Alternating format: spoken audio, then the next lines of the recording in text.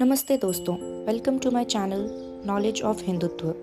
इस चैनल में हम बात करेंगे पुराणों, वेदों, युगों, योनियों जैसे हर उन टॉपिक्स पे जो हिंदू धर्म को सबसे श्रेष्ठ धर्म बनाता है। आज की कहानी के मुख्य किरदार हैं स्वयं परमात्मा श्री विष्णु जी और उनकी दो पत्नियां माता लक्ष्मी और देवी पद्मावती। तो आइए शुरू करते हैं। एक बार भृगु ऋषि ने जानना चाहा कि ब्रह्मा, विष्णु और महेश में कौन सबसे श्रेष्ठ है। वह बारी बारी से सबके पास गए। ब्रह्मा और महेश ने भृगु को पहचाना तक नहीं, ना ही आदर किया। इसके बाद भृगु विष्णु के यहाँ गए। विष्णु भगवान विश्राम कर रहे थे और माता लक्ष्मी उनके पैर दबा रही थी। भृगु ने पहुंचते ही न आओ देखा न ताओ और विष्णु की छाती पर पैर से प्रहार कर दिया। लक्ष्मी जी यह सब देखकर चकित रह गईं। किंतु विष्णु भगवान ने भृगु का पैर पकड़कर विनती भाव से कहा, मुनिवर, आपके कोमल पैर में चोट लगी होगी, इसके लिए क्षमा करें। लक्ष्मी जी को भगवान विष्णु की इस विनम्रता पर बड़ा क्रोध आया। वह भगवान विष्णु से नाराज होकर भूलोक में आ गईं तथा कोल्हापुर में रहने लगी। लक्ष्मी जी के चले जाने से विष्णु भगवान को लगा कि उनका श्री और वैभव ही नष्ट हो गया है और उनका मन बड़ा अशांत रहने लगा।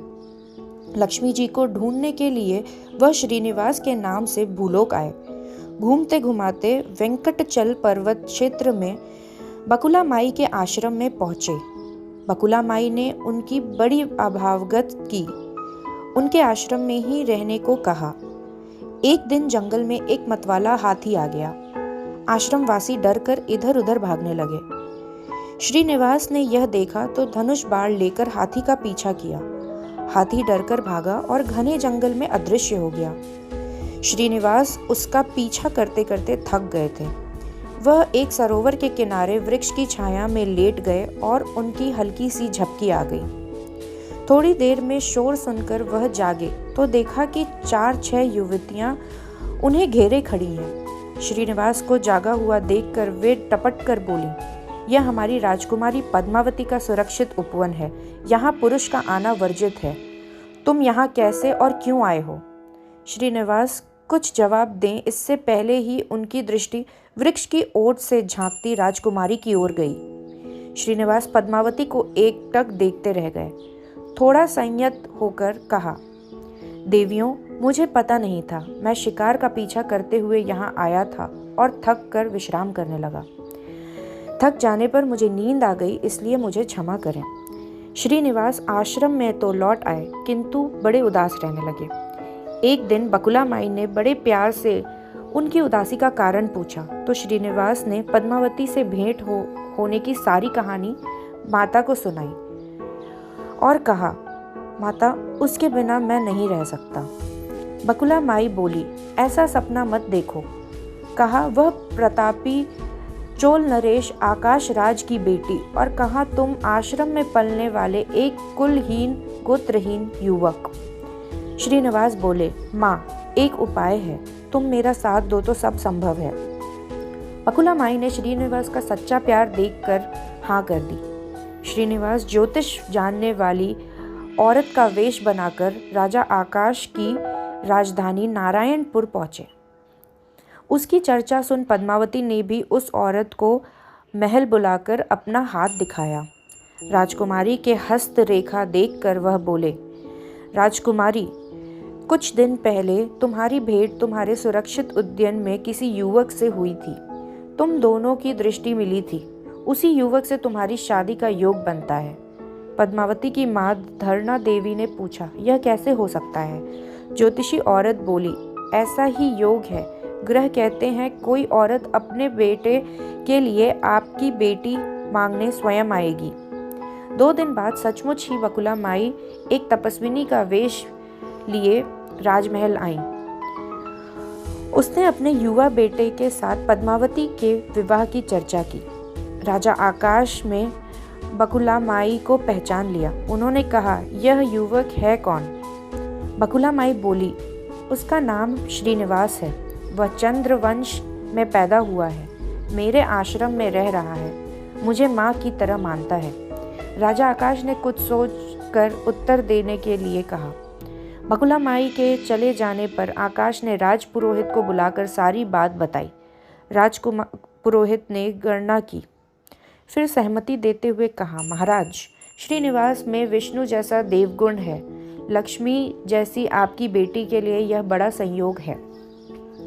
राजा आकाश ने तुरंत बकुला माई के यहाँ अपनी स्वीकृति के साथ विवाह की लग्न पत्रिका भेज दी।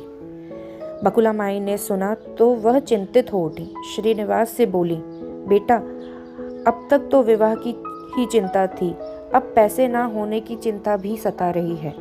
मैं वराह स्वामी के पास जाती हूँ, उनसे पूछती हूँ कि क्या किया जाए। बकुला माई श्रीनिवास को लेकर वराह स्वामी के पास गई और श्रीनिवास के विवाह के लिए धन की समस्या बताई। तो वराह स्वामी ने 8 दिक्पालों इंद्र, कुबेर, ब्रह्मा, शंकर आदि देवताओं को अपने आश्रम में बुलाया और फिर श्रीनिवास को बुलाकर कहा, तुम स्वयं इन्हें अपनी समस्या बताओ। श्रीनिवास ने देवताओं से कहा, मैं चोल नरेश राजा आकाश की बेटी पद्मावती से विवाह करना चाहता हूँ। मेरी हैसियत राजा के अनुरूप नहीं है, मेरे पास धन नहीं है, मैं क्या करूँ। इंद्र ने कुबेर से कहा, कुबेर, इस काम के लिए तुम श्रीनिवास को ऋण दे दो। कुबेर ने कहा, ऋण तो मैं दे दूंगा, पर उसे यह वापस कब और कैसे करेंगे, इसका निर्णय होना चाहिए। श्रीनिवास बोले, इसकी चिंता मत कीजिए, कलयुग के अंत तक मैं सब ऋण चुका दूंगा। कुबेर ने स्वीकार कर लिया। सभी देवी देवताओं की साक्षी में श्रीनिवास के ऋण पत्र लिख दिए गए। उस धन से श्रीनिवास और पद्मावती का विवाह बड़ी धूमधाम से हुआ। तभी नारद ने कोल्हापुर जाकर लक्ष्मी को बताया, विष्णु ने श्रीनिवास के रूप में पद्मावती से विवाह कर लिया है। दोनों वेंकटाचलम पर्वत पर रह रहे हैं। यह सुनकर लक्ष्मी जी को बड़ा दुख हुआ। वह सीधे वेंकटाचलम पहुंची। विष्णु जी की सेवा में एवं लगी पद्मावती को भला बुरा कहने लगी। श्रीनिवास, विष्णु रूप मेरे पति हैं, तूने इनके साथ विवाह क्यों किया। दोनों में वाक युद्ध होने लगा। तो श्रीनिवास को बड़ा दुख हुआ। वे पीछे हटे और पत्थर की मूर्ति के रूप में बदल गए। जब दोनों देवियों ने यह देखा तो उन्हें बड़ा दुख हुआ कि श्रीनिवास अब किसी के ना हो सके। इतने में शिला विग्रह से आवाज आई, देवियों, मैं इस स्थान पर वेंकटेश्वर स्वामी के नाम से अपने भक्तों का अभिष्ट करूंगा। उनसे प्राप्त चढ़ावे के धन द्वारा कुबेर के कर्ज का ब्याज चुकाता रहूंगा। इसलिए तुम दोनों मेरे लिए आपस में मत लड़ो। यह वाणी सुनते ही लक्ष्मी जी और पद्मावती दोनों ने सिर झुका लिए।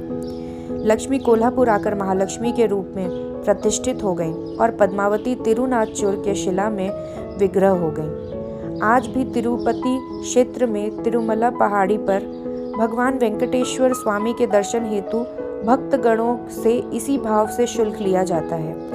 उनकी पूजा पुष्प, मिष्ठान आदि से ना होकर धन द्रव्य से होती है। इसी धन से भगवान श्री कृष्ण वेंकटेश्वर स्वामी कुबेर का कर्ज आज तक चुका रहे। हमारी कहानी यहीं समाप्त होती है। आशा करते हैं इससे आज आपको कुछ नया पता चला हो। हम जल्द ही आएंगे अपनी नई कहानी के साथ। तब तक के लिए नमस्कार।